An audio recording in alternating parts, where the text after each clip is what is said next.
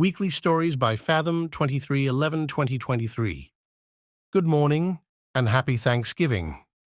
The market landscape has shown little change since last week, with equities holding on to recent gains and consolidating in this low-liquidity, shortened week. Rates have undergone a significant move lower following the Fed's pivot narrative. However, long-term consumer inflation expectations in the U.S.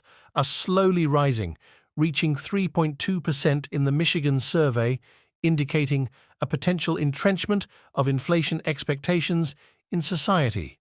Conversely, Europe is beginning to experience product deflation in some consumer categories.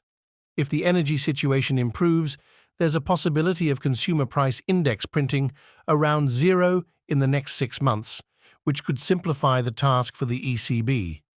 Italy received a positive credit rating upgrade from Fitch, and the GE Italy spread closed sharply lower to 170 BP, as the nation's credit rating was pulled back from the brink of junk status. While Italy's debt remains high and the deficit is expected to remain above 3%, I still find attractive relative opportunities in the credit space. In terms of political events, right-wing parties gaining power globally, such as Milei in Argentina and PVV Wilders in Holland, are noteworthy. I am not overly surprised by these results, as they are linked to the ongoing deglobalization and Europe's grappling with the immigration crisis. In corporate news, the past week saw significant events.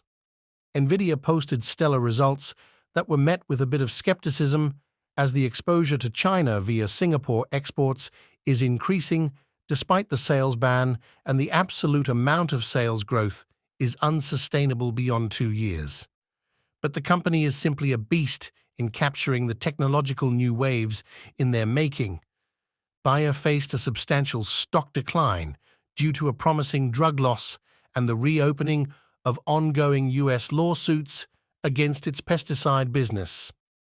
Deere issued an expected profit warning, and the U.S. retail sector presented mixed results, with major players like Walmart, VFC, Home Depot, and Lowe offering below expectation guidance, while specialty players like Gap, Abercrombie & Fitch, and Ross Stores defied this trend.